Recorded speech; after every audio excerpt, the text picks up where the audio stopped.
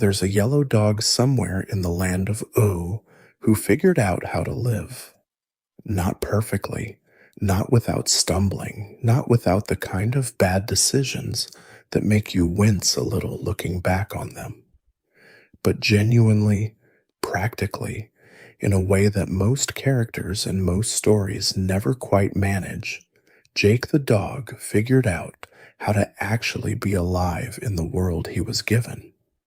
And the strange thing, the thing that keeps pulling people back to him years after the show ended, is that it doesn't look like genius from the outside. It looks like laziness. It looks like someone who would rather make a good sandwich than save the world. It looks like a comedy character, a foil for the more earnest hero beside him, a source of jokes and warmth, and the occasional piece of advice that turns out to be wrong in the specific and right in the general. But spend enough time with him. Let the show accumulate. Follow him from the first season through the 10th into the Distant Lands specials on HBO Max, through all the places the story takes him, and something shifts in how you see him. You start to realize the laziness is not laziness at all. It is something rarer and considerably harder to achieve. It is ease, the genuine, earned, deeply inconvenient to replicate kind of ease that comes from a person who has actually done the work of figuring out what matters and what doesn't, not because they read something that told them, but because they tried things that didn't work and came out the other side holding different values than the ones they started with. This is a video about that, about Jake the dog, the philosophy he carries, the wisdom he dispenses sideways and without ceremony, and the darker, stranger, more complicated story underneath the easy warmth that makes all of it mean something real. We're going to go deep into who he is, where he came from, what he built, and what the show does with all of it in the end. We're going to follow the philosophy to its roots, trace it forward to its conclusion in the Distant Lands specials, and try to understand why a cartoon dog's particular way of moving through the world has continued to find people who needed it in the years since the show finished. Get comfortable. Lights down if you've got them. This is going to take a while, and I mean that in the best possible way. Let's start with what everybody knows, because what everybody knows about Jake turns out to be almost entirely right on the surface and almost entirely incomplete underneath. Jake the dog is the best friend and adoptive brother of Finn the human, one of the two main characters in Adventure Time, Cartoon Network's animated series that premiered on April 5th, 2010, and ran for 10 seasons before its finale in September of 2018. Created by Pendleton Ward and produced with Frederator Studios, the show grew from a 7-minute short that Ward originally pitched to Nickelodeon by sitting down with executives and singing them the theme song on guitar, live, in the room. Nickelodeon passed. The short went viral online. Cartoon Network made a different decision, and what premiered in April of 2010 drew 2.5 million viewers in its first week, a significant improvement in the network's ratings. The show found its audience quickly, and then, over the course of a decade, became something that audience found unexpectedly deep, unexpectedly honest about grief and loss and the specific pain of watching someone you love become someone you don't recognize, and unexpectedly committed to the idea that the things that look lightest from the outside sometimes contain the most weight. Jake is voiced by John DiMaggio, a voice actor from North Plainfield, New Jersey, who is perhaps best known outside of Adventure Time for voicing Bender on Futurama, two characters who could not be more different, which says something about DiMaggio's range and something about what he brings to each. When Adventure Time was ending in 2018, DiMaggio gave an interview in which he said plainly that a lot of himself was in Jake, and he would genuinely miss that connection. That is not a small thing for a voice actor to say about a cartoon character. It suggests that whatever Jake is made of, some of it came from the person performing him over 8 years. Pendleton Ward has said that Jake's inspiration came partly from Bill Murray's character, Tripper Harrison, in the 1981 film Meatballs. Easy, wise in the way certain adults are wise without trying to be, finding comfort in situations regardless of what those situations actually are. Ward took that starting point and built something richer over a decade of story. On the surface, Jake is the show's primary source of comedy and warmth. He cooks. He makes sandwiches with the precision and devotion of someone who considers food a legitimate spiritual practice. The 5th season episode, Time Sandwich, features him constructing what he describes as the best sandwich ever made, a layered creation that includes cream cheese, dill, pickles from a wish-granting interdimensional entity named Prismo, diced boiled eggs, organic sous vide meat with rosemary and thyme, a bird he grabbed from the window, tears for salt, and what the episode calls lobster soul. When a villain steals this sandwich and traps it in a time bubble, the grief Jake experiences is real and specific, not comedy grief, actual grief, with candles and a proper process for working through it. The sandwich mattered. The things Jake loves matter, and his love for them is not a punchline. He naps whenever he can. He plays music, the viola specifically, which he shares as an interest with his girlfriend, Lady Rainicorn. He gives advice that is frequently wrong in its specifics and often right in its general shape. He is warm with everyone who enters his life, not in a performed or strategic way, but in the way that certain people are warm because it is genuinely how they process the world. He is easy in a way that the world around him, a post-apocalyptic landscape built from the ruins of human civilization that destroyed itself approximately 1,000 years before the show begins, generally is not. He can stretch his body into any shape or size. This power is presented casually from the first episode, deployed constantly, never made into a big production.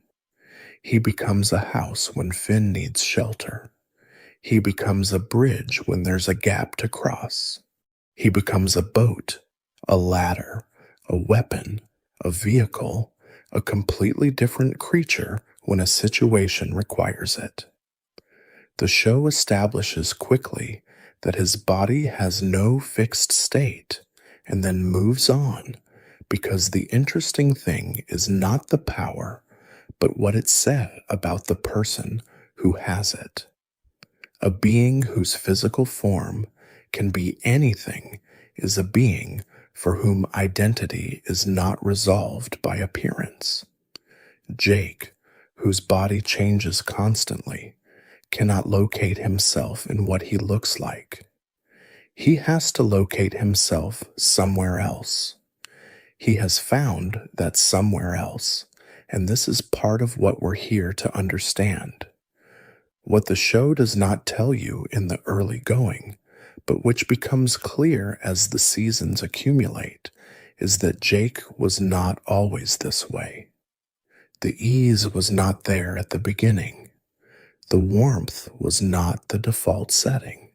He had to arrive at it through choices made in the aftermath of losses and mistakes that the show reveals gradually, the way good stories reveal the things that matter most, not all at once, but in pieces that you have to hold together yourself until the whole picture appears. Before we go any further, leave a comment telling me where you're watching from and what time it is. Seriously, I want to know. Whether it's midnight in your bedroom or the afternoon, or you're watching this on the bus with one earbud in, tell me. The comment section is one of my favorite parts of doing this, and it only exists because you're in it. Jake the dog, now for the deeper version. He is 28 years old in what the show calls magical dog years at the start of the series, which correlates to something like a human in their early to mid-20s, old enough to have made meaningful choices and lived with their consequences, young enough to still be genuinely excited about a good adventure. He was raised by Joshua and Margaret, magical detective dogs who investigated strange occurrences in the land of Oo. They had a biological son named Jermaine. They also found a human baby, Finn, abandoned in the woods, and raised him as their own. Jake and Finn grew up together as brothers in that house, with that family, and the depth of their relationship when the show begins carries the weight of that entire shared history, even though most of it happened before the first episode. Joshua and Margaret died before the show's timeline. The show doesn't depict this directly in the main series. It's confirmed through references and context, through the fact that Finn and Jake live alone in the tree fort, through episodes that visit the old family home and find it empty. The death of Joshua and Margaret is the event that brought Jake and Finn into the tree fort together, and it is the event, the show implies without stating, that preceded Jake's decision to walk away from the life he had been living. Because Jake was, before the show starts, a criminal, a significant one, not in some light sense. He ran a gang. He led a crew of experienced thieves. He was, by the show's own accounts, a successful and prolific criminal in the land of Oo who retired from that life to become an adventurer with his brother. This is confirmed most directly in the 5th season episode, One Last Job, in which Jake's daughter, Jake Jr., has gotten herself into serious trouble, and the only way out involves Jake reassembling his old crew to pull one more job. The skill set is there, the contacts are there. His former accomplices, Gareth, the Flying Lettuce Brothers, Tiffany, treat him with the specific mixture of respect and wariness you have for someone who was good at something dangerous and stopped without warning. Jake is casual about his criminal past in a way that suggests he has neither glorified it nor buried it. He references it occasionally, matter-of-factly, in the same tone he uses for any biographical detail. He did things that were wrong. He knew they were wrong. It was the life he was living, and it worked for a while. And then something changed that made a different life more appealing. The show does not explain the transition. It just shows you the person who came out the other side. This matters for everything that follows, because a warmth that was chosen is a different thing than a warmth that was never tested. When Jake loves someone, when he shows up for Finn or for Lady Rainicorn or for his children or for the strangers he encounters throughout the show's 10 seasons with openness and generosity, the warmth carries the weight of a decision. He could be different. He knows how to be different. He elected this version of himself. The ease is not natural. It is practiced. It is a discipline dressed up to look effortless, the way all the best disciplines look once they've been sufficiently internalized. Now the philosophy itself, not in the abstract, in the specific, episode by episode way the show builds it. The most famous piece of it is the first. Season 1, Episode 25, His Hero. Finn is in the particular despair that comes from caring deeply about being good at something and being confronted with how far he still has to go. He is measuring his current ability against some imagined standard and finding himself catastrophically short. Jake's response is a single sentence.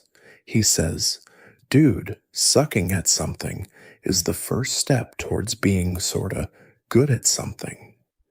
That line has been printed on merchandise, quoted in academic work on growth mindset, turned into tattoos on actual human bodies, shared millions of times across every platform that existed during and after the show's run. There is a reason for that, and it deserves careful attention. The first thing to notice is what the line does not say. It does not say you will be great. It does not say the work will be worth it in any cosmic reckoning. It says you'll be sorta good. The hedge is intentional and important. Jake is not giving Finn a poster. He is giving him an honest description of how skill development actually works. You start bad. Badness is the entrance fee, not a disqualifying condition.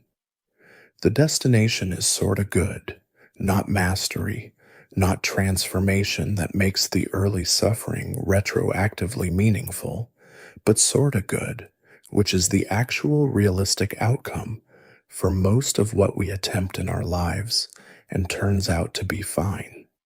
Better than fine if you approach it without shame. The second thing to notice is the word first. Not just that sucking is acceptable, but that it is the first step. It is positional. It is a location in a sequence. Being bad at something is not a state to escape and forget. It is a specific moment in a process that has a direction. You are at the beginning. The direction is forward. The beginning is uncomfortable, but it is located, and being located is different from being lost. Jake never lectures. This is a quality that the people who study his character consistently identify as central to why his wisdom lands differently than conventional motivational content. He doesn't deliver the insight as a lesson. He delivers it as a comment, almost as an aside. He is answering the immediate situation, not performing wisdom for an audience. The performance is absent. What remains is the thing itself, arriving without ceremony. The second major piece of the philosophy engages more directly with the Stoic tradition, though Jake would presumably respond to that framing with a reference to food. The core of it is a scene from the 4th season. Finn is in an anxious spiral about his relationship with Flame Princess. He is convinced she is angry with him about something, and the conviction is generating suffering that far exceeds what the actual situation warrants. He cannot see clearly. He is trapped inside a story about what might be true rather than engaging with what is. Jake watches this for a while. Then he picks up a cup. He holds it up. He says, "You see this cup? This is literally my favorite cup." And then he throws it out the window. It shatters on the ground below. He says, "Now it's gone forever, so it's not real, and I don't care about it anymore." The cup is gone. The cup is no longer part of the world Jake can interact with. There is no function served by continuing to care about it, because caring changes nothing about the fact of its absence. Finn's problem, by contrast, exists in a future that hasn't arrived, a version of Flame Princess's feelings that Finn has constructed from anxiety rather than evidence. The cup was real and is now gone. Flame Princess's anger is imaginary, in the specific sense that it doesn't currently exist and may never. The cup deserves less emotional weight than Finn is giving his imaginary problem, because at least the cup was actually there. The philosophical tradition this maps onto most directly is the Stoic practice described in Epictetus's Enchiridion, specifically the distinction between what is real and what is a projection of what might be, and the instruction to refuse to grant the projection the same weight as the real. This connection has been noted by scholars who study the show. Jake is not citing Epictetus. He almost certainly has not read Epictetus. What he is doing is embodying, through lived practice, the same wisdom that Epictetus encoded in philosophical language 2,000 years earlier. The source doesn't matter. The practice is the thing. The portable version of this piece of the philosophy is what Jake says next. "You're getting hung up on imaginary problems. You gotta focus on what's real, man." And then he throws the cup. The throwing is the teaching. You can understand the whole thing without a single word. This is what it looks like to choose not to carry something that doesn't exist yet. It costs something. That was his favorite cup. And then it's done. The third major piece of the philosophy is the one that requires the most patience to appreciate, because it involves Jake's relationship with mortality, which is unlike anyone else's in the show. There is an episode in the third season, The New Frontier, that aired in November of 2011.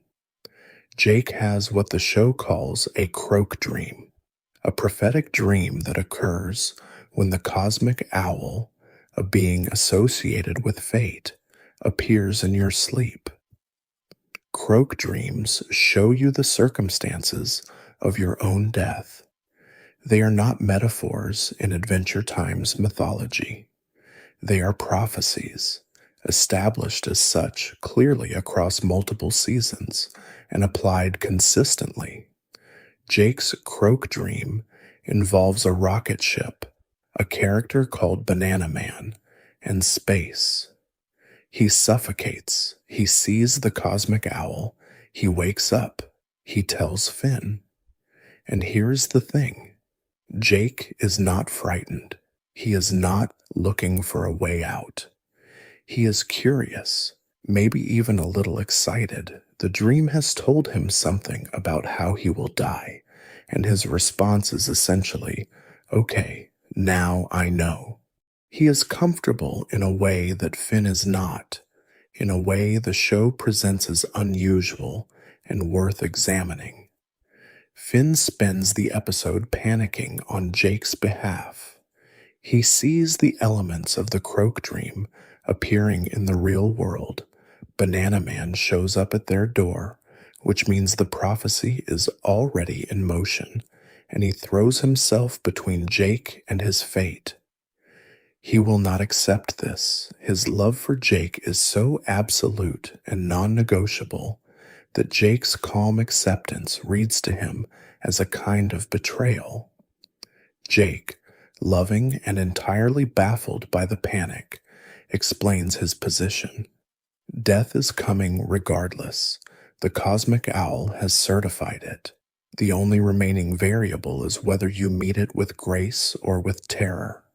They both survive the episode. Finn's presence changes the immediate outcome. Jake acknowledges this with characteristic ease. The events will happen again, he says, when Finn isn't around. And Finn, in response, announces that he will therefore never leave Jake's side, ever. The Croak dream can wait forever. The episode lets both things be true. Finn's love is real and sincere and complete, and Jake's acceptance is real and earned and also complete. The show understands that these positions don't have to collapse into one answer. You can love someone toward continued existence through sheer refusal, and you can also be at peace with the fact that continued existence ends. You can hold both. The show trusts you to hold both. But the Croak dream is not where Jake's relationship with mortality reaches its fullest expression. For that, you need Jake the Brick. Jake the Brick aired in November of 2014 and won the Primetime Emmy Award for Outstanding Short Format Animated Program in 2015. It is 30 minutes of Jake transformed into a brick in a collapsing building in the middle of nowhere. That is the premise. A dog becomes a brick and waits for a building to fall. The fact that this episode won an Emmy tells you something about what happens inside it. The episode grew, according to production notes, from a game the writers were playing called Exquisite Corpse, a surrealist collaborative game where participants add to something without seeing what came before. The original germ was Jake becomes a brick to stop a draft in Kim Kil-won's room. The finished episode is entirely different and vastly more ambitious. Jake's motivation for becoming a brick is presented as a lifelong dream, a strange specific desire that the episode never explains in full. The fan analysis that has accumulated around this episode over the years tends to converge on the same reading. Jake, whose comfort with mortality has been established across multiple seasons by this point, was drawn to the experience of purposelessness, of disconnection, of what it feels like to wait, static and still and without function, for the inevitable end. He was exploring from the inside the experience of having given up, of being done, of not moving forward anymore. This is not the behavior of a character who is simply fine. This is the behavior of a character going through something, an existential season, a midlife reckoning, a need to understand what it would feel like to be finished before the finishing actually comes. The show doesn't name it that way. Jake doesn't diagnose himself. He just becomes a brick. And then a rabbit emerges from a burrow nearby. Jake starts narrating. The walkie-talkie Finn left behind is on. Starchy broadcasts it to all of Oo. The entire land of Oo stops what it's doing to listen to Jake narrate a rabbit's daily existence, the challenges it faces from a deer, the flood that threatens its burrow, the beavers that come to help, the fallen tree that becomes its new home. Every character in the show's universe shows up in brief cutaways, listening. The Ice King, Marceline, Tree Trunks, Princess Bubblegum.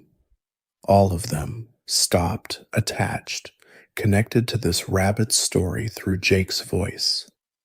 What Jake discovers by the end is what the rabbit teaches him. Life is not about waiting for the ending. Life is about being present enough to notice the small things happening in front of you right now. The rabbit's tree falls. The rabbit finds a new home inside the fallen tree. The disaster was the opening. The loss was the door. Jake leaves the wall before it collapses. He misses his lifelong dream by seconds. He chooses living over the aesthetic of waiting for an end that was coming regardless. He goes home. Having learned from a rabbit that presence is the whole thing, that the quality of attention you give to the life in front of you is the entire substance of being alive, that a brick can't see the rabbit. Now let's go somewhere the show doesn't discuss loudly, but builds carefully across many episodes. The question of Jake's identity and what it means to know who you are when your physical form has no fixed state. The 9th season episode, Abstract, handles this directly. The context. Jake has just come through the Elements miniseries, a multi-episode storyline in which he was transformed by elemental magic into a blue, five-eyed form that closely resembles his biological father, Warren Ampersand, the extra-dimensional shape-shifting alien whose encounter with Jake's adoptive father, Joshua, produced Jake's existence. The familiar yellow dog is gone. What remains is large, alien-looking, recognizably Jake, but not recognizable as Jake. His friends can see it's him and also cannot quite settle into the experience of him because the form they associate with him is absent. Jake tries to pretend nothing has changed. This is consistent with his character across the entire series. He tends to downplay transitions in himself, to treat his own internal shifts as less significant than they are, to smooth over the evidence of his own evolution. But the Blue Jake situation cannot be smoothed over. It is visible, and his attempts to act normally while being visibly not normal generate a quiet distress the episode traces without melodrama. He visits Jermaine, his half-brother, who has reinvented himself as an abstract painter. Jermaine used to paint literally, things as they are, specific and observable. Now he paints pure shape and color relationship, forms without reference in the visible world. As Jake stands in Jermaine's studio looking at the canvases, something resolves in him. He says, "The shapes are always changing. Changing is their normal state, like us. Even if we're not changing on the outside, we're changing on the inside constantly." And then, quietly, "As long as I know the shape of my soul, I'll be all right." That phrase, "the shape of my soul," is the most precise formulation in the entire show of what Jake has actually built over 10 seasons of practice. Not a particular form, not an identity tied to appearance or history or any external marker, a soul shape, the thing that persists through every change of form and circumstance, the continuous thread that makes Jake Jake regardless of what color he is or what stage of life he's in. He knows what that thread is. He has found it through years of paying attention to himself with the same quality of attention he brings to everything else. And knowing it, He can undergo any external transformation without losing himself. After this realization, Jake returns to yellow. He doesn't have to. He could stay blue or become something else entirely. He chooses yellow because yellow is what the people who love him expect. Because choosing yellow is an act of consideration that costs nothing. Now that the choice is freely made, the form is not the self. The self is secure. The form can be whatever it wants to be. Warren Ampersand deserves specific attention because he is the most disturbing thing in Jake's biography, and also, paradoxically, one of the things that most clearly reveals the quality of Jake's character. Warren Ampersand is an extra-dimensional, shape-shifting alien who is, technically, Jake's biological father. The show explains this across several late-season episodes. During an investigation, Warren Ampersand bit Joshua on the head. The bite produced a pustule. Jake was born from the pustule. This is Adventure Time's approach to its most bizarre facts. Here it is. It's true. We're moving on. It recedes into the background until the 10th season. In the 10th season, Warren comes back. He is dying. He finds Jake and transports him to his home planet, which turns out to be entirely Warren himself, an entire civilization constructed from his own body, citizens and buildings and landscape, all part of Warren Ampersand's physical form shaped into an illusion of a world. Warren has been watching Jake his whole life. He built a museum called the Jakeseum, full of artifacts from Jake's adventures. He shows it to Jake with pride. He wants Jake to feel loved and received, and then he reveals that he is dying and that he brought Jake here to drain his life force. This is what Warren does with all his offspring. He creates them, watches them mature, absorbs their power to extend his own life. Jake was always going to be fuel. The Jakeseum, the pride, the dying father performance, all of it was designed to soften Jake enough for the transfer to complete without resistance. What happens next is what matters. Jake processes this information, that the father he just found wants to kill him, that the love was manipulation, that the whole visit was a predator's approach, and his primary response is not anger. It is concern for his children. When he realizes Warren plans to go after Jake's kids next, Jake throws Warren into a black hole, not in fury, in protection. The threat to himself is processed and managed.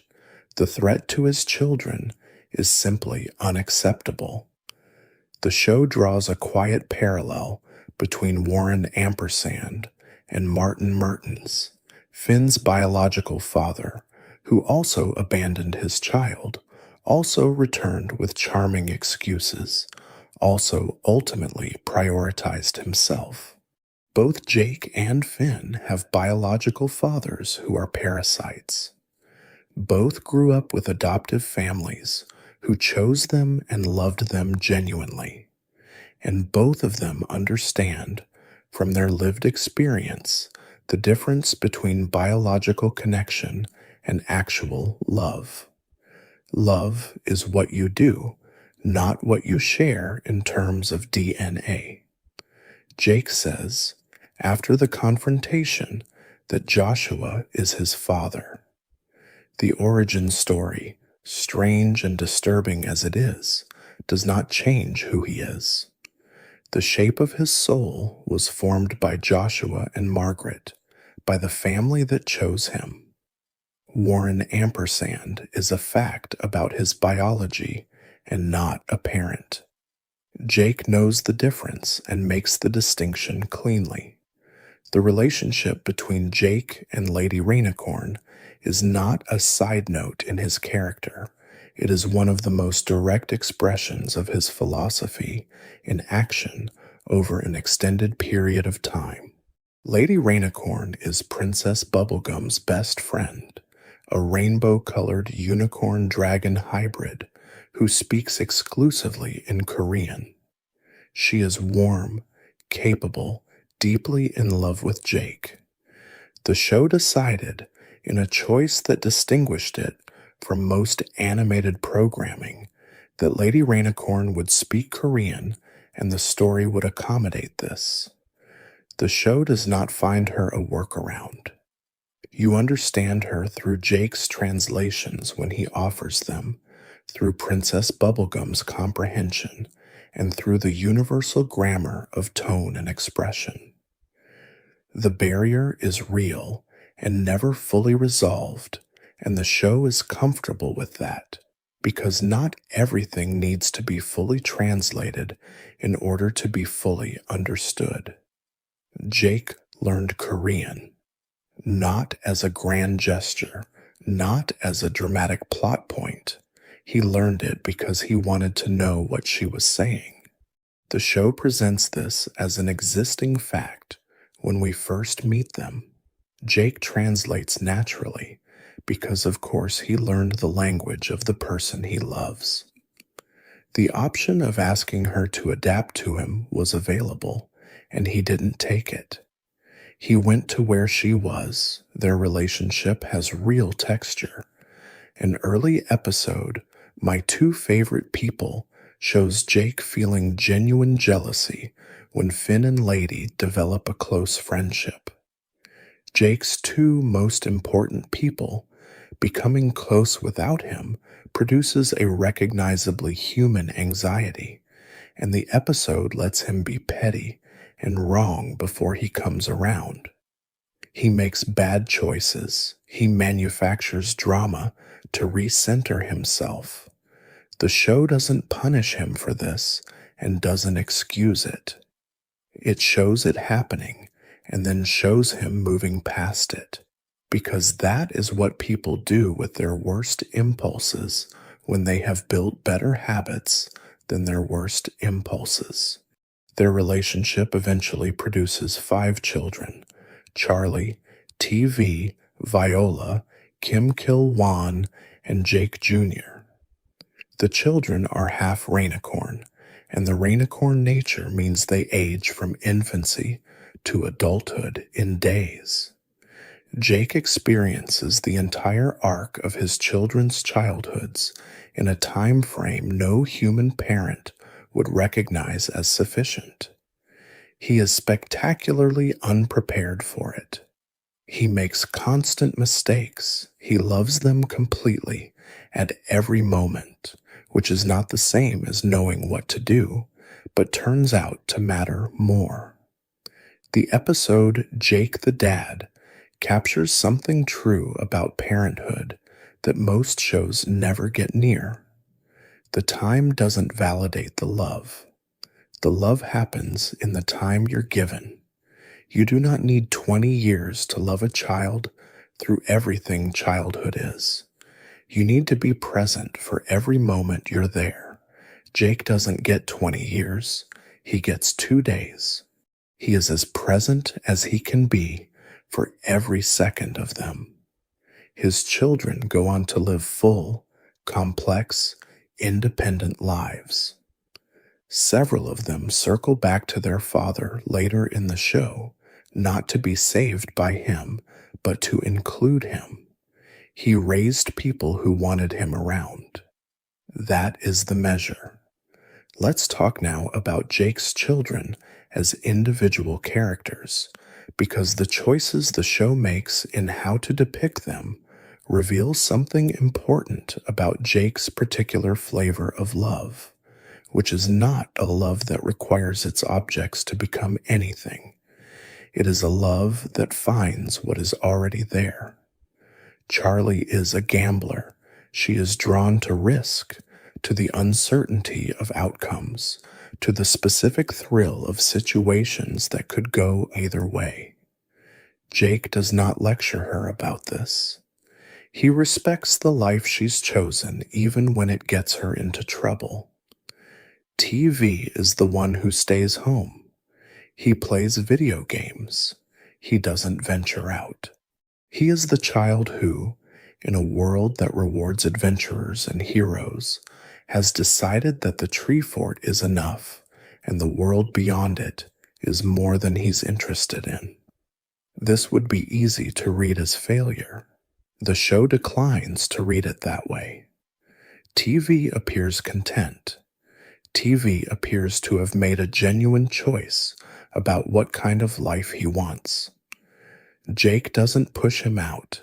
He accepts the direction TV is already moving. Kim Kil-won is the businessman.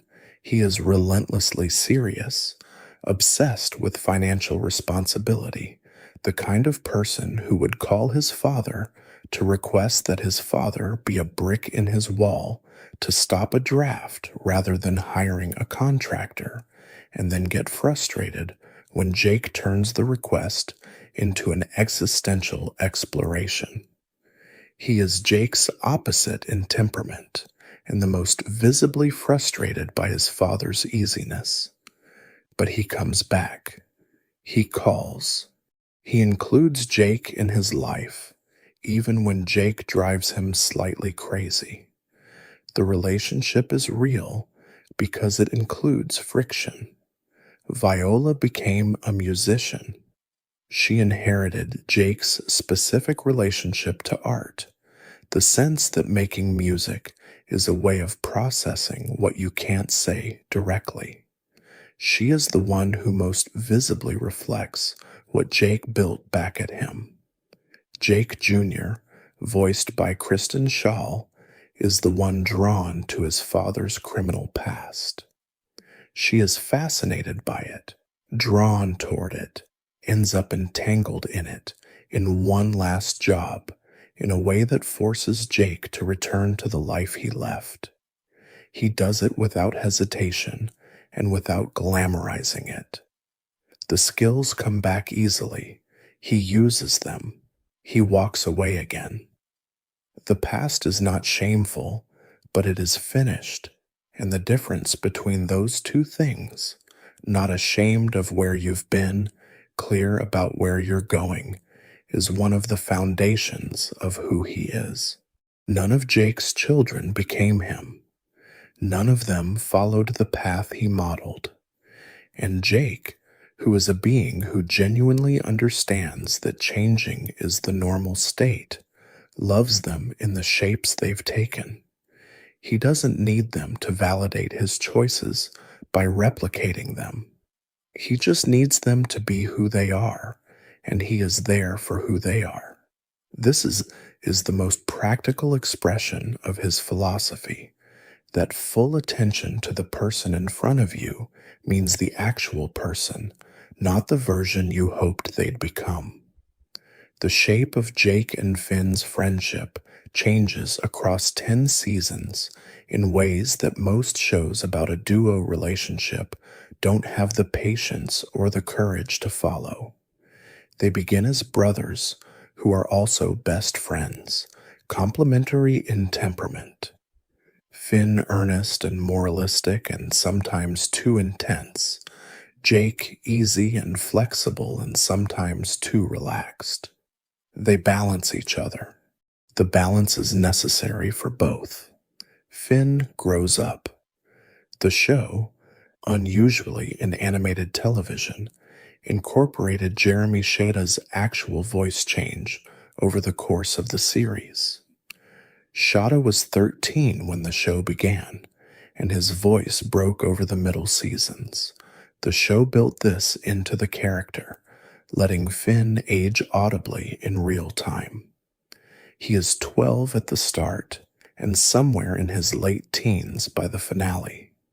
He goes through first loves and breakups, through the discovery that his biological father is genuinely selfish, through the loss of his arm and its return, through strange magical means, through an encounter with his own cosmic significance as the current incarnation of the blue catalyst comet, the universe's principle of heroism made flesh. Through all of this, Jake is there, not as a static support system. Jake changes too, becomes a father, confronts his own origin, processes his alien heritage, faces Warren Ampersand. But Jake is consistently available to Finn in the specific way that Finn needs, which is not always the way Finn asks to be helped. Jake gives Finn room to fail. He does not rescue Finn from every consequence. He understands that the worst thing you can do for someone you love is remove the difficulty from their life, because the difficulty is how they become who they're becoming. There is a moment in the fourth season during the arc around Finn's relationship with Flame Princess, where Jake defends Finn against Princess Bubblegum's interference with an unusual directness. Jake generally diffuses tension. Here he escalates it. He says Finn deserves to be happy even if his face gets burned off. He calls Bubblegum out in terms that make clear Finn's emotional life is not a variable in her calculations. He throws a box of pancake mix at her for emphasis. He does not often fight on Finn's behalf in this way, because Finn usually doesn't need him to. But when the moment comes, the full weight of what Finn means to him is there in the response. He does not modulate it. The bacon pancakes moment needs its own treatment, because it is the moment that most completely captures Jake's philosophy of presence, and the reason that philosophy is more than just a nice thing to believe. Burning Low, fourth season. Jake is making breakfast. Princess Bubblegum has arrived at the tree fort to deliver urgent information about Flame Princess that involves, ultimately, the possible destruction of the planet. She needs Jake's attention immediately. Jake is absorbed in his task. He is singing about it. The song has 6 words and a melody. Bacon pancakes, makin' bacon pancakes, take some bacon and I'll put it in a pancake. Bacon pancakes, that's what it's gonna make. Bacon pancakes. This song escaped the show and became an internet phenomenon that is still circulating more than a decade after the episode aired. There is something in it that functions like pure distilled joy. It is so deliberately, completely low stakes in the middle of a high stakes scene that it becomes its own kind of philosophy in miniature. What Jake is doing is not avoidance. It is not laziness. It is a demonstration, though he would never describe it that way, of what it looks like to be fully present to a small thing. To make breakfast with the same quality of attention you would bring to saving the world. To treat the bacon pancake moment as the complete thing it actually is, not as a placeholder between more important things. This is a behavior the show has been tracking since the first season. Jake handles monsters and enchanted items and alternate dimensions with exactly the same emotional register he brings to cooking and napping and playing the viola. The situations vary enormously in cosmic scale. His investment of presence doesn't vary. Every moment gets his full attention, and the full attention is what makes the moments good, not their significance in any grand scheme, but the quality of engagement they receive. There's a line from later in the show that expresses this more directly. To live life, you need problems. If you get everything you want the minute you want it, then what's the point of living? This sounds abstract and motivational when you pull it out of context, but in context, it is an observation about the structure of experience. The point of living is not the having, it is the wanting, the working, the texture of time that exists between desire and fulfillment. Strip that out, and you have something that looks like life from the outside and has none of life's substance on the inside. Jake has understood this for a long time. The bacon pancake is not the point of the morning. The morning is the point of the morning, and the bacon pancake is what makes the morning real. And now we need to go to where the story ends. To the Distant Lands specials. To what happened after.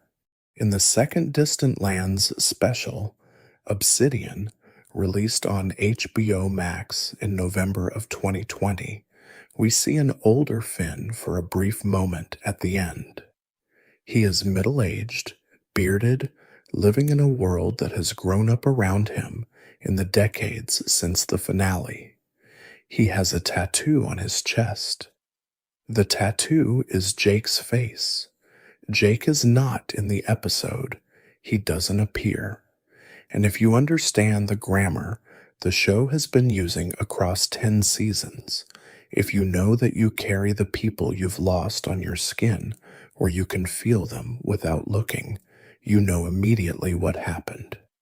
Jake died. At some point, after Come Along With Me, in the years between the finale and the time of the Distant Lands specials, Jake died. The show doesn't say it. It shows you the evidence and trusts you to arrive at the truth yourself, because that is how this show has always operated. The third Distant Lands special, Together Again, released in May of 2021, confirms it. Finn and Jake are both dead. Finn died of old age, decades after Jake. The special takes place in the afterlife, structured around Finn finding Jake across the multiple levels of what the show calls the Dead Worlds, 50 of them, numbered from worst to best, with the 50th being something like nirvana, a state of quiet, self-contained peace where souls eventually transform into floating stars. Jake is in the 50th Dead World. He earned it. The specific implication of the 50th Dead World is that Jake is the only member of his immediate family to reach it. His parents, Joshua and Margaret, are in the 45th, in a recreation of their old house, which is a beautiful place, and also not nirvana. Jake is in nirvana because of what he chose, how he lived, the quality of attention he brought to his life and to the people in it. The show's afterlife is structured by how you lived, and Jake's life earned him peace. But Jake doesn't stay.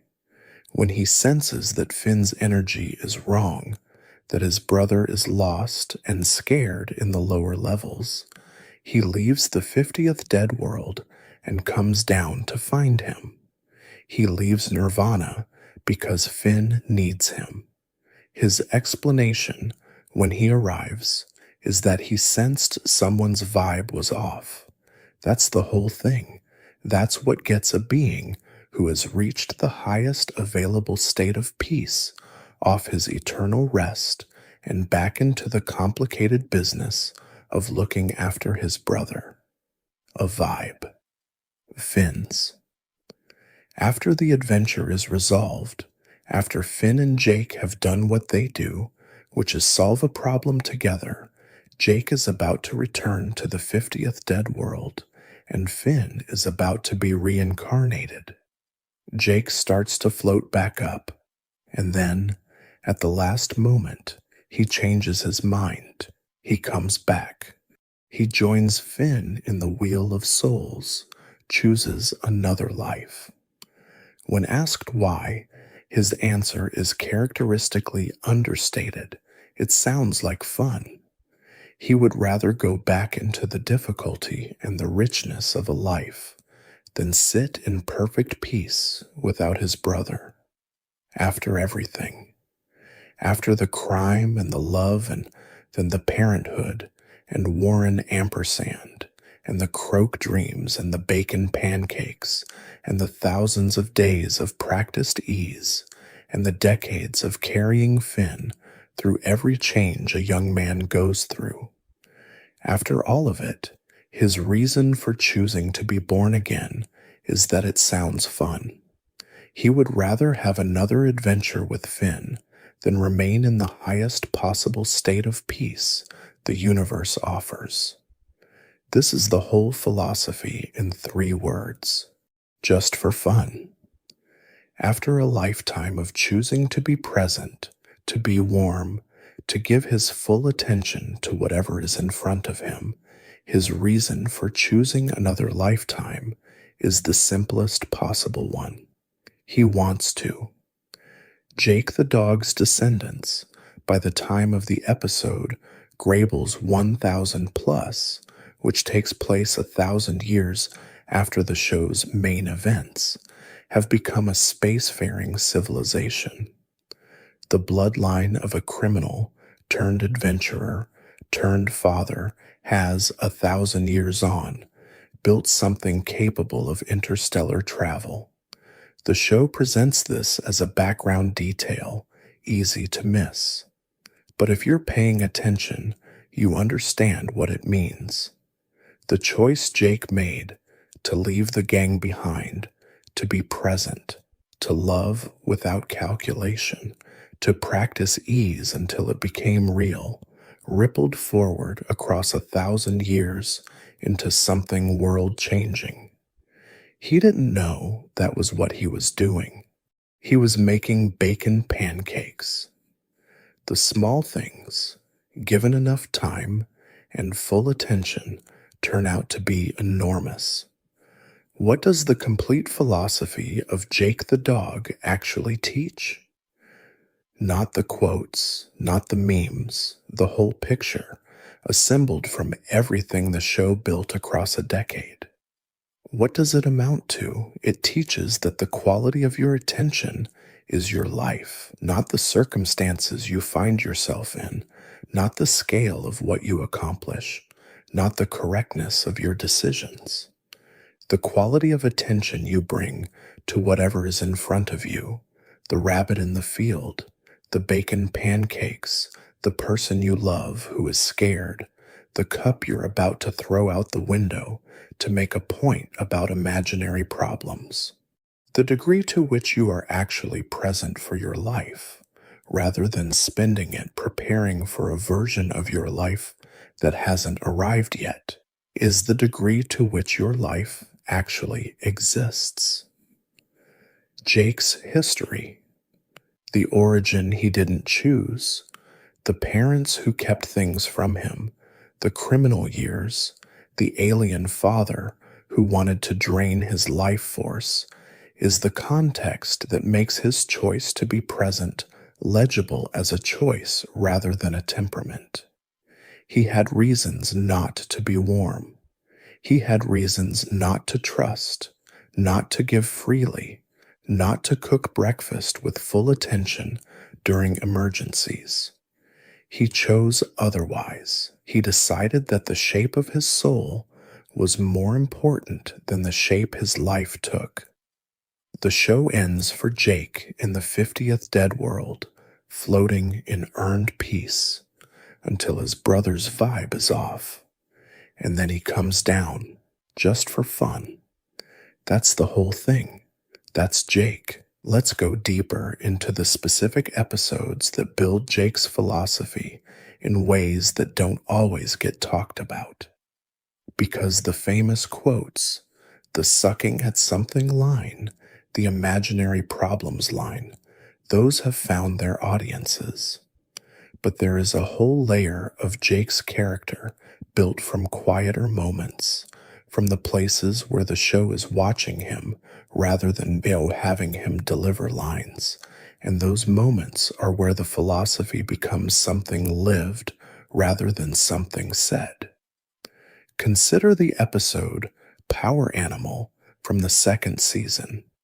The premise: Finn has been captured by gnomes who are using his energy to power a party. Jake needs to find him, and Jake, in the process of searching, keeps getting distracted. Every interesting thing he passes on the way to saving his brother pulls his attention away from his destination. He stops to watch something. He stops to talk to someone. He stops to eat something. He gets lost in a series of micro adventures that have nothing to do with the macro adventure of finding Finn. It takes him much longer to complete the rescue than it should have, and the episode plays this for comedy. But the episode also does something interesting with it. Jake doesn't fail. He saves Finn. The distraction, the tendency to be pulled toward whatever is interesting in the immediate vicinity, does not result in disaster. It results in a longer path to the same destination, a path that included a number of things that were good in themselves even if they weren't the goal. The episode is a gentle acknowledgement that Jake's relationship with focus is different from Finn's, that the quality of lateral attention he brings to the world, the tendency to get absorbed in the interesting thing even when there's a task at hand, is both a limitation and a form of richness. He misses some things. He finds others. The show doesn't decide which side of that ledger is heavier. This is characteristic of how Adventure Time treats Jake's apparent flaw. The laziness, the distraction, the preference for the immediately enjoyable over the strategically important. The show never frames these as problems to be corrected. It frames them as qualities that produce certain outcomes and miss others, and it lets the viewer make whatever judgment feels right. Jake himself rarely seems troubled by these qualities. He is who he is. The ease with which he inhabits his own nature is part of the nature. Now look at Card Wars, one of the show's more absurdist episodes from the fourth season. Jake is deeply invested in a card game called Card Wars, to a degree that strikes everyone around him as excessive. He gets extremely competitive. He gets sore when he loses. He gets worse when he wins, in the specific way that deeply competitive people get worse when they start winning. He becomes overbearing, insufferable, the version of himself that his general ease usually keeps submerged. The episode lets Jake be not at his best in a way that's instructive. His competitive streak, his investment in being good at things even when the things are meaningless, his susceptibility to the specific flavor of pride that comes with being acknowledged as the best at something, all of it comes out in Card Wars, and none of it is flattering. What makes this important in the context of his philosophy is that it shows the underside of the ease. The ease is real, but it is not total. There are places where it doesn't hold, where the defenses come down, and the competitive, prideful, insecure creature beneath the philosophical exterior shows itself. Jake is not a complete saint. He has his small vanities. He has his irrational investments. He has the specific version of bad behavior that comes out when you have spent years being very good at being easy and then encounter something that makes ease hard. He comes back around. He always comes back around. But the episode matters because it shows that the philosophy is something he practices rather than something he simply is. You can't practice something if you're never tempted to stop. Card Wars is the temptation made visible. Look at Davy in the fifth season, an episode in which Finn adopts a disguise as an ordinary citizen named Davy, and Jake goes along with it for a while before growing increasingly concerned. Finn is using the disguise not just to avoid attention, he is using it to stop being himself, to experience what it might be like to be a person without heroic obligation and cosmic significance, just a regular person doing regular things. Jake watches this with the attention he brings to everything, and what he sees is not a harmless game. He sees his brother disappearing into someone else, and the disappearing has an attraction to Finn that goes beyond the specific episode's circumstances. Jake's response is not to confront this directly or to lecture Finn about the value of authenticity. He does what Jake does, which is stay present, stay available, and trust that Finn's own nature will eventually reassert itself. He does not force the situation. He monitors it with his full attention until monitoring becomes action, and then the action is specific and proportionate. He knows the difference between giving someone space to find their own way and watching someone lose themselves. The Davy situation gets close enough to the second that Jake acts. But he acts only when he needs to. This is one of the qualities of his friendship that the show builds consistently and never names directly. Jake's love for Finn is an active attention, not a passive availability. He watches, he notices, he calibrates constantly between giving Finn room to grow and catching him when the growth starts to look like falling. He gets this calibration wrong sometimes.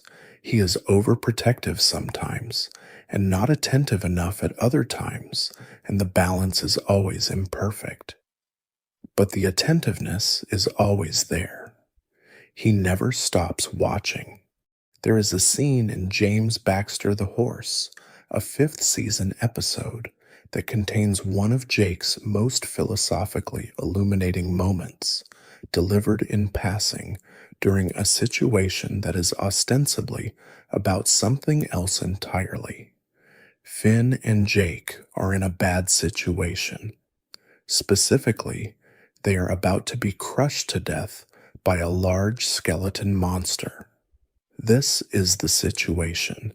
It is serious. Finn is alarmed. Jake is calm. And in this moment, while death approaches in the form of a skeleton monster, Jake says to Finn, "When we die, look for me in the dead world. I'll be the one clapping like this." And he demonstrates the clapping pattern. He has a plan. He has thought about what happens after death. He has established a protocol for the afterlife with his brother in advance, so that when they both arrive there, they can find each other. He is passing this information to Finn in the middle of a death situation as a practical matter, with the same tone he'd used to tell Finn to pick up milk on the way home. The Together Again special pays this off directly. Years later, when Finn arrives in the afterlife as an old man and is trying to find Jake, he uses that exact clapping pattern. A callback that is 8 years in the making from a line delivered as comedy during a monster fight in the fifth season. The show planted the protocol, let it sit, and then it honored it. But what the moment in James Baxter the Horse tells you about Jake, independent of its later payoff, is this. He takes the reality of death seriously enough to have made concrete preparation for it, and he takes his relationship with Finn seriously enough to have included Finn in that preparation, and he treats the whole thing with enough lightness that it doesn't become a morbid scene. The gravity and the levity coexist. They have to coexist because that is how Jake approaches everything that matters deeply, with enough lightness to keep it from becoming a weight and enough seriousness to keep it from becoming a joke. This is a skill. This is actually a sophisticated emotional skill that most people spend their whole lives struggling to develop. Jake has it, and the show demonstrates it across dozens of small moments rather than announcing it. The music that Jake makes throughout the show is worth specific attention because art making is one of the places where philosophy becomes practice in the most direct possible way. Jake plays the viola. He plays it well, or well enough. The show suggests his playing is good without suggesting it is extraordinary. He and Lady Rainicorn share this interest, and their viola sessions together are presented as one of the primary expressions of their relationship. They play together in the same way that people who love each other share meals, not for the product, but for the experience of doing something good alongside someone you want beside you. He also improvises music throughout the show in a more casual way, humming things, singing things, including the Bacon Pancakes song, which is essentially Jake composing in real time as he cooks. The music is not separate from his life. It is woven into it, one of the ways he processes experience and expresses things that don't have direct verbal form. What Jake understands about music, implicitly, without ever articulating it, is that the value of making something is not in the finished object. It is in the act of making. The Bacon Pancakes song exists entirely in the moment of its performance. It has no ambitions beyond that moment. It is perfect in the specific sense that it is fully suited to its immediate purpose, which is to accompany the act of cooking and bring pleasure to the person cooking. This is one of Jake's clearest philosophical demonstrations, that the best version of a thing is the version that is fully present to its actual purpose, not the version that is trying to be more than it is. The Bacon Pancake song is not trying to be an aria. It is trying to be the thing you sing while making bacon pancakes, and as that thing, it succeeds completely. Most human suffering comes from the gap between what a thing is and what it is trying to be. Jake, who tends to make things that are completely what they are and nothing more, is notably free of that particular source of suffering. You see this in how he interacts with his children's artistic choices. Viola became a musician. Viola makes music. Jake does not evaluate what she makes against some standard of what music should be. He listens. He hears what is actually there. The full attention applied to art produces the same quality it produces everywhere else. The thing is received as itself, not as an approximation of something better. The relationship between Jake's philosophy and the specific world he lives in deserves careful attention because Adventure Time is not a neutral backdrop for its character's development. The land of Oo is a world built on loss, on the ruins of a civilization that destroyed itself, and the characters who live in it are all in some sense living in the aftermath of a catastrophe so large that no one alive fully understands it. Jake's philosophy is not developed in comfortable circumstances, it is developed in the wreckage. Pendleton Ward described the land of Oo as candy land on the surface and dark underneath. The candy is real, the magic is real, the adventures are real, and the darkness is equally real, visible in the half-buried ruins that appear in the background of outdoor scenes, in the rusted highway signs and collapsed overpasses and missile casings scattered through the landscape, like the skeleton of something enormous that died 1,000 years ago and hasn't finished decomposing. The world Finn and Jake run through having adventures was someone else's world first, someone else's civilization, someone else's home, lost in a catastrophe that nobody alive can fully remember. Jake grows up in this world without visible trauma about it, and this might seem callous until you understand what it actually represents. He does not carry grief about the Mushroom War and its aftermath in the way that Marceline does, who was there, who lived through the ruins as a child, who carries 1,000 years of accumulated loss. Jake was born into the aftermath. The ruins are his landscape, not his wound. He has the freedom that comes from being born into loss, rather than from experiencing it directly. The freedom to live in what remains without being permanently defined by what was lost. But this is not innocence. Jake knows about the war. He knows about the ruins. He has adventured through enough of the old world's remnants to understand what they mean. His ease with the world as it is does not come from ignorance of what was there before. It comes from something closer to acceptance, the kind that recognizes that the world you inhabit is the world you have to work with, regardless of its history, and that the appropriate response to inhabiting a world built on ruins is to build something good in it, not to grieve indefinitely for the thing that was lost.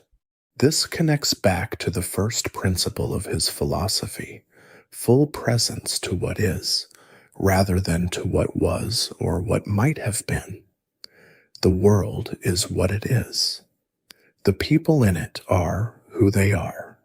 The moment in front of you is the moment you actually have.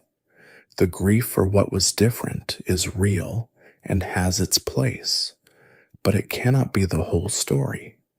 Life is what happens in what remains.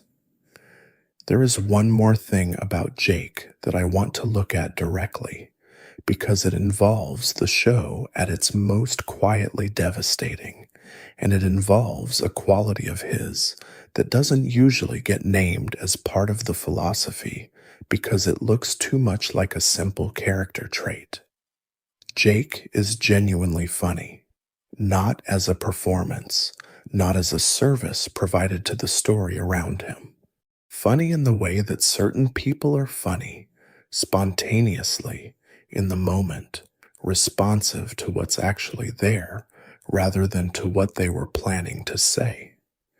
His humor emerges from presence. He notices something, and then he says the thing that the noticing produces. The sandwich with the bird from the window, the bacon pancakes a song, the plan for the dead world, with the specific clapping pattern, the line about when you die, look for me, said in the middle of imminent death, without a setup, because Jake noticed the situation and said the true thing about it. This is a philosophical stance expressed as comedy. The humor and the philosophy are not separate. When Jake is funny, he is also demonstrating his worldview, because the worldview is what makes the humor possible. You can only notice the funny thing in the moment if you're actually present to the moment. You can only respond to what's actually there if you're not somewhere else in your head, planning or worrying or calculating. The humor is the evidence of the presence. Every time Jake makes you laugh, he is showing you, through the laughter, that he is here, fully, in this moment, seeing it clearly. This is why John DiMaggio said what he said about missing the connection when the show ended. Jake's humor, which is really Jake's presence expressed through humor, is one of those qualities that you feel from someone rather than observe. DiMaggio felt it in himself every time he voiced Jake. It is the quality of a person who is completely here, right now, for whatever this is.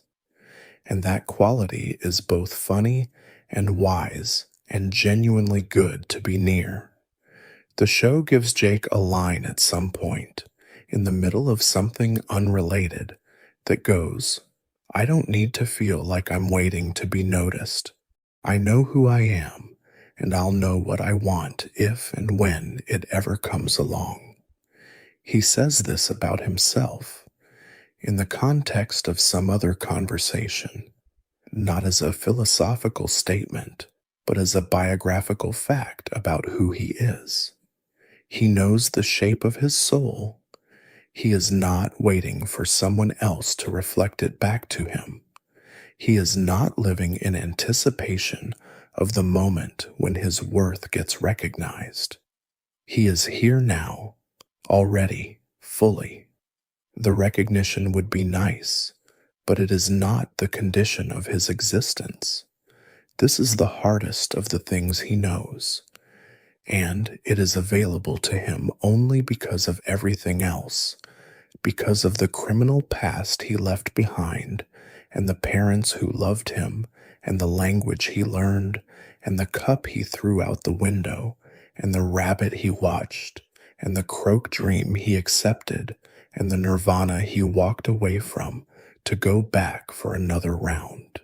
All of it built toward the capacity to be here, now, fully, without needing to be noticed to know you exist. As long as he knows the shape of his soul, he'll be all right. Let's go back to something earlier in Jake's story and spend more time there, because there is a version of his early biography that the show provides in pieces, and that when you hold the pieces together, paints a picture of a person in the process of deliberate self-construction. We know he was a criminal. We know he led a gang. The show also gives us glimpses, through specific episodes and throwaway references, of what that period looked like in practice. He knew exactly how to case a location. He knew how to read people for vulnerabilities. He maintained relationships with people who operated outside whatever passed for law in the land of Ooh. He had a reputation that outlasted the years between his criminal period and the present of the show, such that his former associates still know his name and know his work and treat him with the wariness you have for someone who was better at the job than you were. The show also gives us, through those same episodes, a Jake who is genuinely uncomfortable revisiting that world. Not ashamed exactly, not racked with guilt in any visible way, but clearly not nostalgic for it either, clearly aware that the person he was then is not the person he has chosen to be now, and aware of the distance between those two versions in a way that makes going back even temporarily feel like an effort. The skills return easily because skills don't care about your values. The ease does not return because the ease is connected to the life that built it, not to the life he left behind. This is where the criminal past matters philosophically. It establishes that Jake's warmth and presence are not the product of a life that was easy. He has been in situations where warmth was not the available strategy. He has been around people for whom presence, real, undefended presence, would have been dangerous. He learned to read situations for what they actually were rather than what he hoped they'd be. And then he took that quality, the ability to see clearly, and turned it towards something different, towards seeing people rather than reading them, toward being present rather than being strategic, toward warmth rather than calculation. The ease is not innocence. It is the other side of hard-won clarity. It looks effortless because he has been practicing it for years, and because he is genuinely committed to it, and because the commitment is strong enough that the old patterns don't often reassert themselves. But they're there. Card Wars shows them. One Last Job shows them. The show knows they're there, and the fact that Jake has built something over them rather than against them, has built warmth on a foundation that included their opposite, is part of what makes the warmth credible and real. There is something important about how Jake handles loss that the show builds gradually and that doesn't get as much attention as his relationship with death, but which is actually the more relevant subject for most people watching. His parents died. He doesn't have much to say about this directly. It exists as a biographical fact, established and confirmed, referenced when relevant, and not returned to with excessive regularity. Jake is not a character who processes his grief loudly or in front of an audience. He processes it the way he processes most things, through the accumulation of daily practice, through the life he built in the aftermath, through the presence he brings to the people who are still here. The tree fort he shares with Finn is, in some sense, the memorial. He didn't build a monument, he built a life. Prismo's death, which occurs across 2 episodes in the 5th and 6th seasons, is handled differently and tells you something specific about how Jake relates to loss that isn't tied to the stoic acceptance he brings to mortality in general. Prismo was a wish-granting entity Jake met during an interdimensional adventure. He existed outside of time.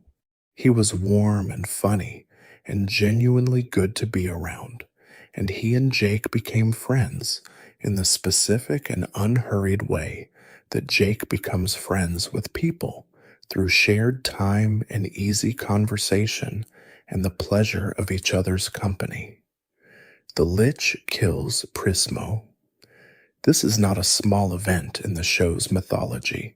Prismo is a significant cosmic being, and his death has consequences for the structure of reality in the show's universe.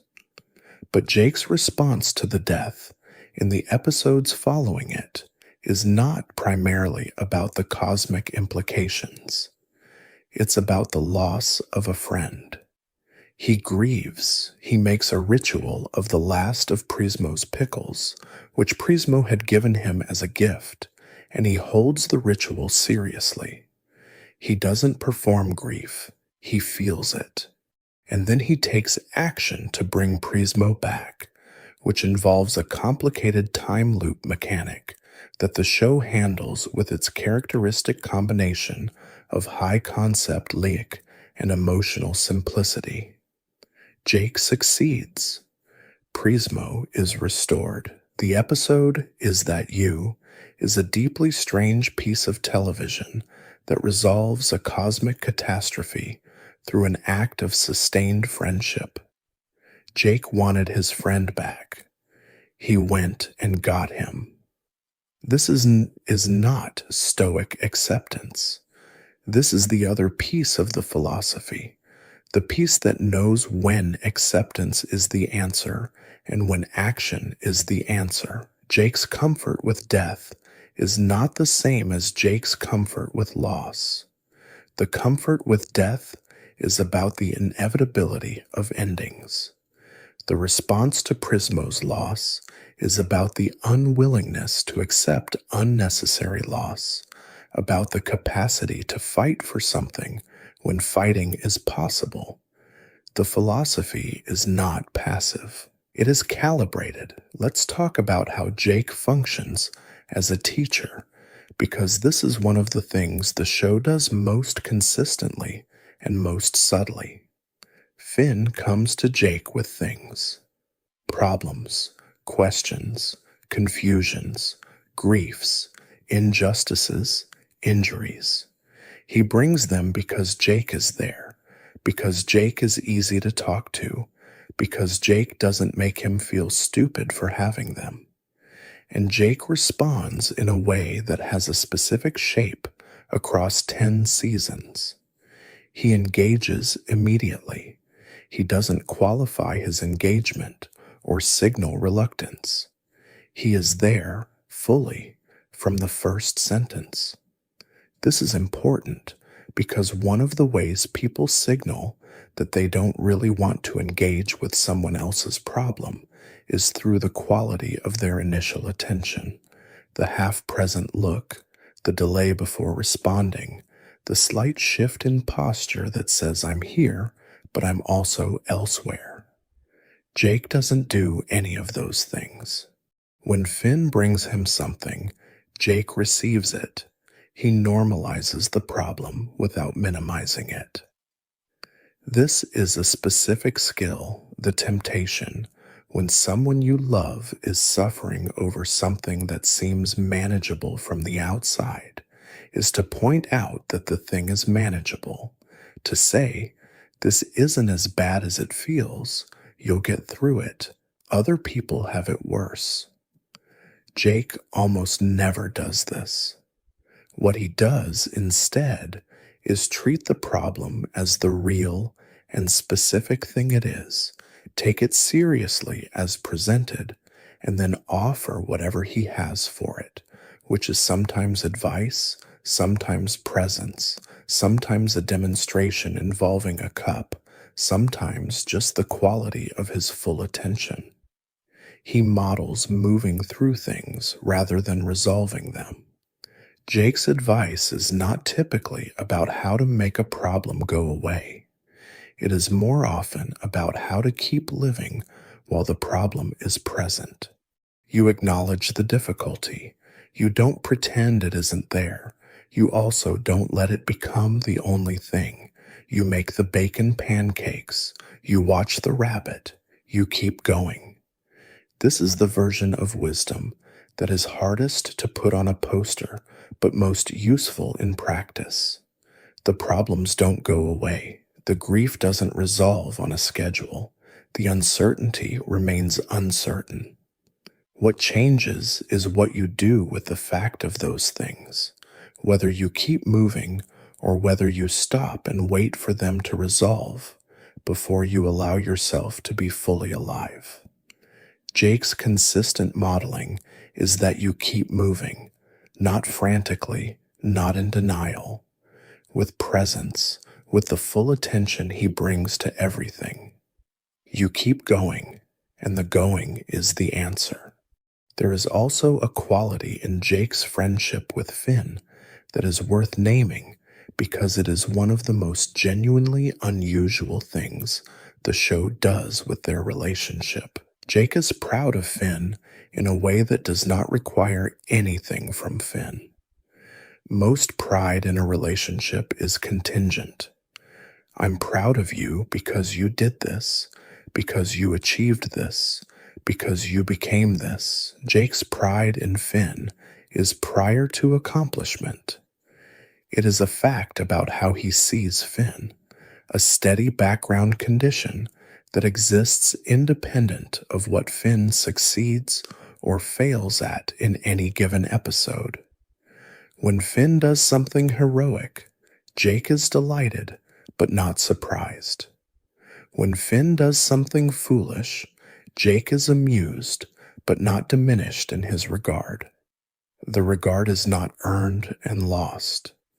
It is there. It was there before the show started, and it persists through every complication. You see this most clearly in how Jake talks about Finn to other people.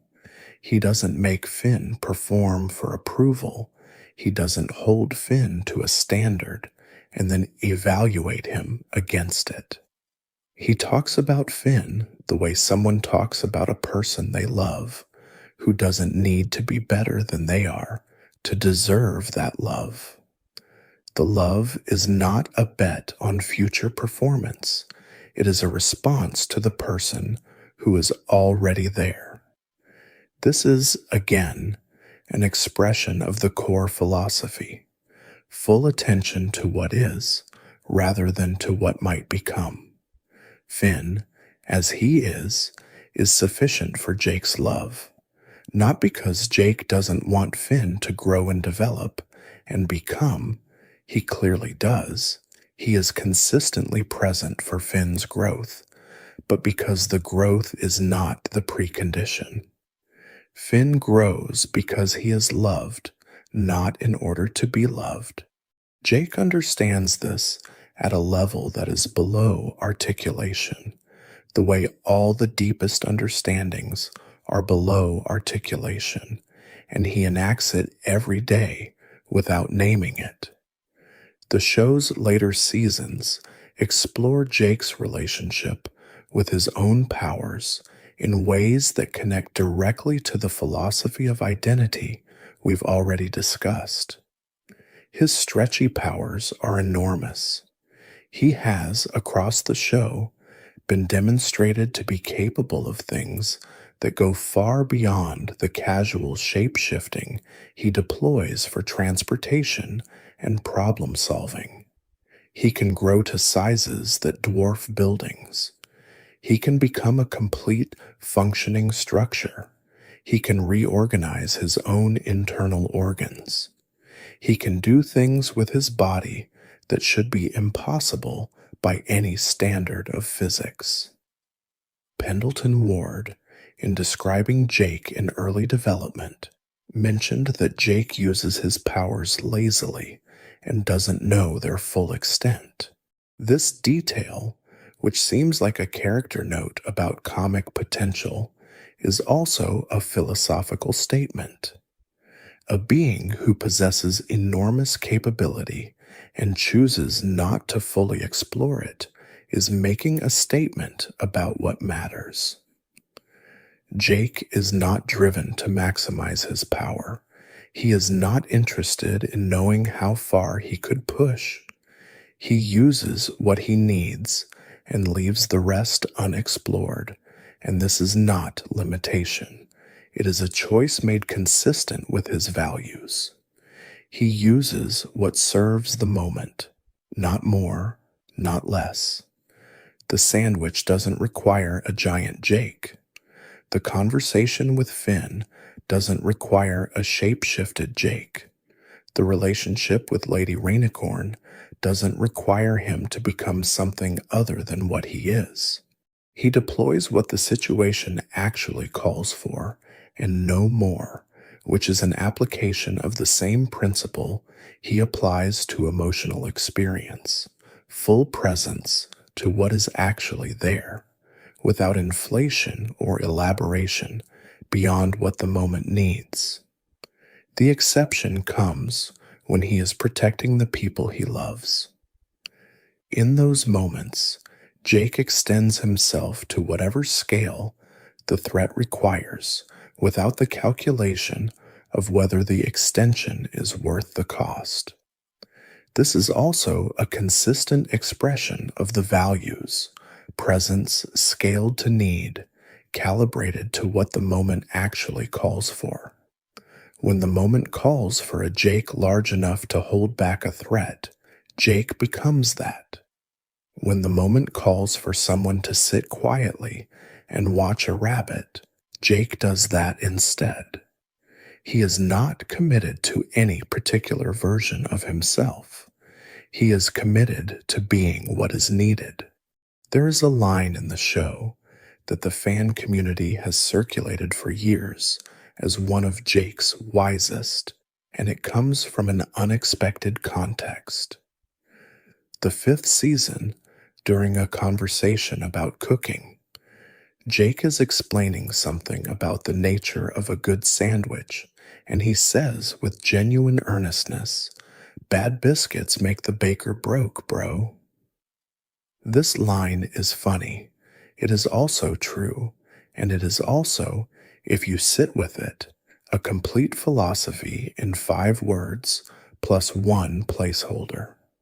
What Jake is describing is a chain of consequence that runs from the quality of what you make to the quality of the life you can build from making it. The baker who makes bad biscuits loses customers. The baker who loses customers loses income. The baker who loses income has fewer resources for the next round of biscuits. The quality of the work has material consequences for the quality of the life, and taking the work seriously is therefore not self-indulgence. It is basic accountability to the system of consequences that connects effort to outcome. This is true of biscuits. It is true of everything else. Jake takes the work he does seriously. He takes cooking seriously. He takes adventuring seriously when he's adventuring. He takes fatherhood seriously when he's a father. He takes friendship seriously at all times. The ease he brings to these things is not evidence of their unimportance to him. It is evidence that he has gotten good enough at them through sufficient practice and attention that they can be done well with less visible effort than they once required. The ease is the payoff of seriousness, not the replacement of it. By the time we reach the Distant Lands specials, by the time we arrive at Jake in the 50th Dead World, floating in nirvana, transformed into a quiet star of earned peace, we have spent a decade following a being who figured out, through practice and loss and choice, that the way you live a life worth living is by being fully present to the life you actually have. He was born from a pustule on his father's head. He ran a gang. He retired from the gang. He fell in love with someone who spoke a different language and learned the language. He had children in 2 days and loved them completely. He threw his favorite cup out a window to make a point. He became a brick to understand purposelessness and discovered that purpose follows you. He said goodbye, in his way, to death by accepting its reality without letting that acceptance become a prison. He built something, a way of being, a practice of presence, a discipline of warmth, and he did it in a post-apocalyptic world where the ruins of someone else's failure are visible in almost every outdoor scene. His descendants are out there among the stars. He doesn't know this. He never knew this. He was just making bacon pancakes. The shape of his soul was enough. It turned out to be more than enough, and when they told him he could stay in nirvana, in the highest and most peaceful state the universe offers, he thought about it for approximately 1 second and decided to go back, just for fun. After everything, just for fun. That's Jake the dog. That's the whole thing. One more thing before we close, because it hasn't been said directly, and it deserves to be. Jake the dog is the character in Adventure Time who demonstrates most completely and most consistently what the show itself is trying to do. The show, as Pendleton Ward described it, is candy on the surface and dark underneath. The bright colors, the soft round shapes, the themes, and the music and the apparent lightness, all of that is real, and none of it conceals the darkness so much as it coexists with it. The ruins are still visible in the background. The grief is still present in the Ice King's eyes, and Marceline's 1,000 years of accumulated loss, and the shape of a world built on catastrophe. The candy and the darkness belong to each other. The show knows this, and it treats it as the truth it is. Jake embodies this. He is warm and easy and funny, and underneath the warmth and ease and humor is a person shaped by real loss, real choice, real practice. The surface is genuine. The depth is also genuine. They belong to each other. The ease is more meaningful because it was chosen in the aftermath of something that could have produced its opposite. The warmth is more real because it was built on a foundation that included cold. The presence is more complete because it comes from someone who has been absent, from others, from himself, and chose differently. The show trusts its audience to see both layers. It trusts you to enjoy the candy without needing the darkness to be absent, and to feel the darkness without needing the candy to be diminished.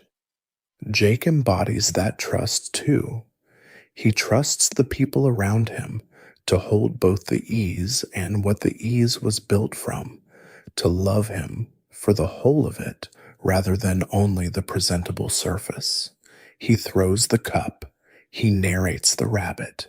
He learns the language. He claps the pattern in case they both end up dead and need to find each other. He goes back to the world just for fun, just for the pleasure of another round.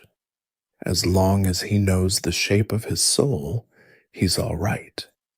And so remarkably are the rest of us when we're watching. If this reached you, leave a like and subscribe. The comment section is open. Tell me what time it is where you are. Tell me what Jake means to you.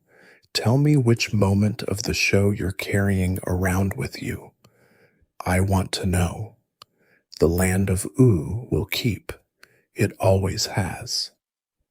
Let's take a final pass through some of the specific textural details of Jake's philosophy and action, the small moments across the show that fill in the portrait of who he is. Because the big scenes get remembered, but the philosophy lives in the small ones. There is an early episode, Evicted, in the first season, where Marceline, the vampire queen, throws Finn and Jake out of their tree fort because it was originally hers centuries ago. She is the original occupant, in a sense. She has been alive for 1,000 years. The fort was hers before it was theirs. The rites are complicated. Jake's response to being thrown out of his home is not panic and not rage. He treats finding a new home as an adventure with the same quality of attention he'd bring to anything else. He is inconvenienced. He is not catastrophized. The problem is real, and he addresses it directly without letting it become larger than the actual problem. This is so consistent that it barely registers, but it is extremely difficult to actually do. The human tendency when something important is disrupted, home, safety, the thing you counted on, is to escalate the disruption in your own mind, to let the fear of what comes next overwhelm the reality of what is actually in front of you. Jake doesn't do this. He is in a situation. The situation has requirements. He addresses the requirements. He is fully present to the actual problem rather than the shadow problem. The actual problem casts forward into the future.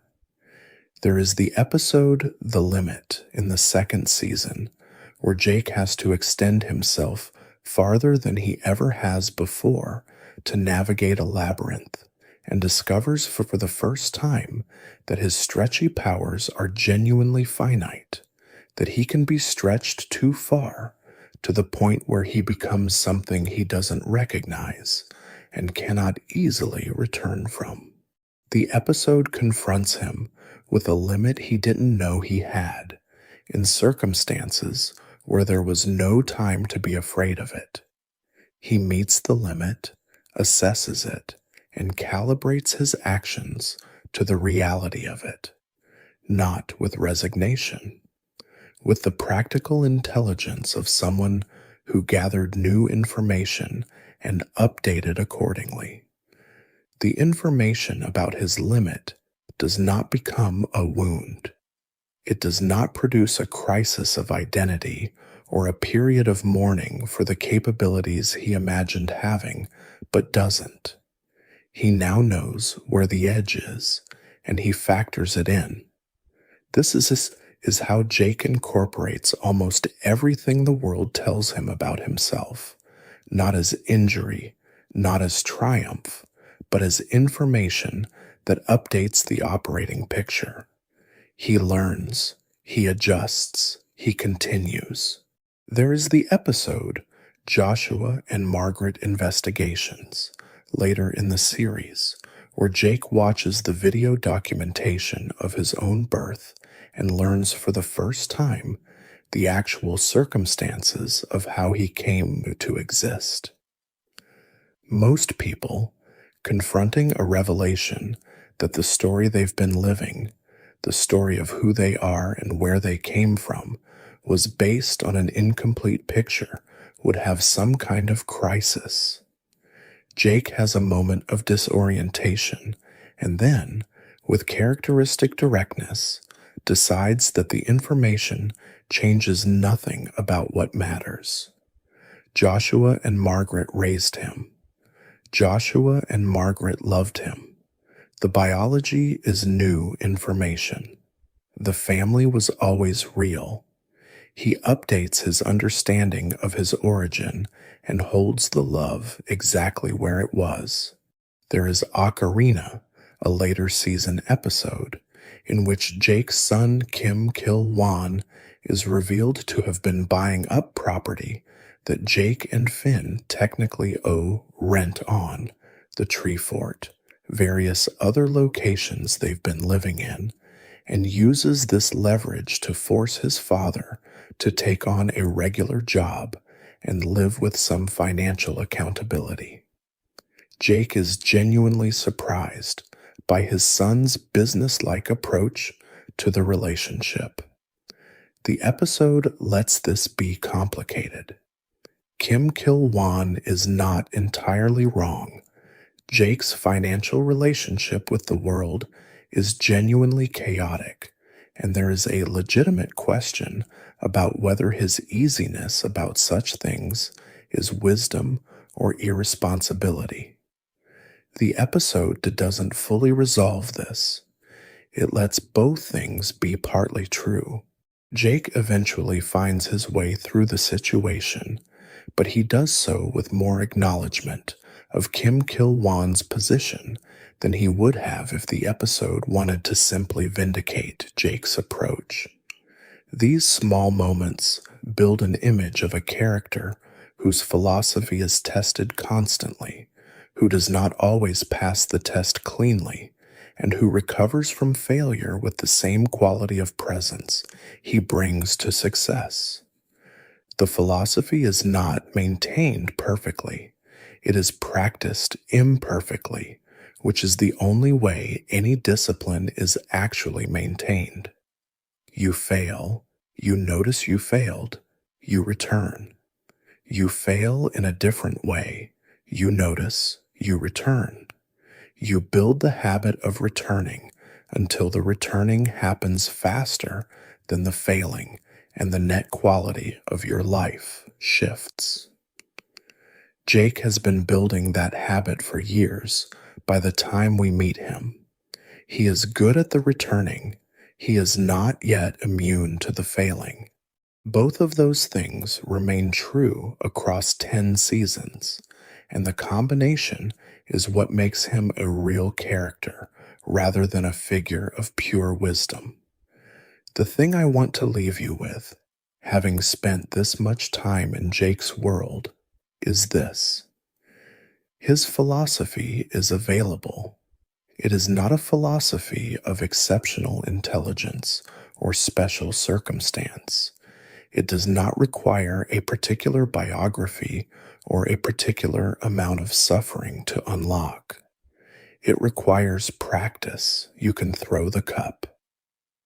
Not literally, although literally works too. You can find the imaginary problem you are treating as real and refuse to give it the weight of a real problem. You can learn the language, whatever language the people around you speak, rather than waiting for them to translate themselves into your terms. You can watch the rabbit, meaning you can bring the quality of full attention to whatever small living thing is in front of you right now, rather than waiting for something more significant to deserve your attention. You can make the bacon pancakes. You can ask yourself, when something important is gone, or changed, or disrupted, do I know the shape of my soul? And if the answer is yes, if there is something in you that persists through all the changes and all the losses, some continuous thread you can locate and trust, then you can navigate the disruption from that foundation. Jake found his foundation through a life that included things that could have broken him and chose not to let them. He chose presence instead of armor. He chose warmth instead of calculation. He chose to come back to the world one more time, just for the fun of it, because fun is not a small thing. It is the shape that aliveness takes when you have gotten good at being alive. The shape of your soul, as long as you know it, you'll be all right. Like and subscribe. Leave a comment. Tell me where you're watching from. Tell me what Jake means to you. The land of Ooh will keep.